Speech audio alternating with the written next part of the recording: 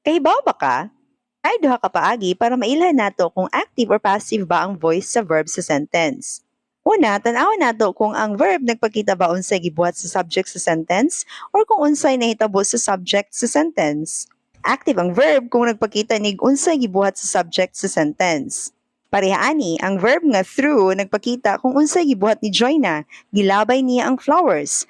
Active ang through dinhi. Passive ang verb kung nagpakita nig unsay nahitabo sa subject sa sentence. Ini sa example, ang verb nga were thrown nagpakita unsay nahitabo sa flowers, gilabay. Ang ikaduhang pamaagi, tan-awon lang nato ang verb form. Bisan pagpila ka helping verbs ang kuyog sa main verb sa sentence, ang passive nga verb mag-end sa past participle nga main verb nga nagsunod pud sa be verb. Ani nga porma. Ang combination sa be verb o past participle mao nay basic nga porma sa passive nga verb. Walay passive verb nga magsolo, kuyog jud ana ang helping verb nga be ug ang last form past participle. Bisan pag 3 or 4 words ang nag-compose sa verb phrase. Examples, kaning present simple tense nga mga sentences dinhi nagpakita ning mga verbs nila kung unsay nahitabo sa subject. Ang forma pod nila be verbs nga gisundan og past participle. Am punished, is pushed, are hit.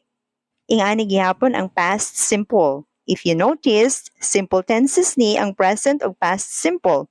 Pero wala mag-solo ilahang verbs. Naay kuyog nga be verb o ang main verb nila, past participle ang forma. Kung continuous na gani ang tense, or progressive tense, bisan pag simple form, ang verbs nga gamiton ani kung mahimong passive tulo ka buok.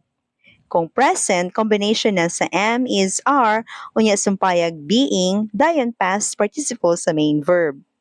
Kung nakabantay mo ang last two words, ani nga mga verb phrases, combination sa being o past participle. Be verb gihapon ning being. Continuous form lang, nga gisundan sa past participle. Ing ani gihapon bisan og past continuous. Kung naapod modal verb ang passive structure nga sentence, ang verb ani combination na pod sa at least tulo ka verbs. Ang helping verb nga modal sama sa will, can, should ug might, ug ang be verb dayon ang past participle. So be verb ug past participle gihapon ang last two words sa verb phrase sa sentence. Parehani, will be loved, can be pushed, should be told, might be delayed. Sa perfect tense pod, present man or past perfect tense, basta passive ang forma, ang last two words sa mga verb phrases ani mag-end gihapon sa be verb o past participle. Pareha ani nagsugod sa has, have ug had nga helping verbs kay pang perfect tense man ni sila nga mga helping verbs. Gisundan sila og been nga past participle sa be verb. Kay mo man ay partner sa has, have ug had ang past participle. Pero naagihapon nagsunod nga past participle nga main verb after ni been. So ang verb phrases nga passive, nga past ug present perfect nag-end gihapon sa be verb plus past participle sama sa has been loved, have been pushed, had been told.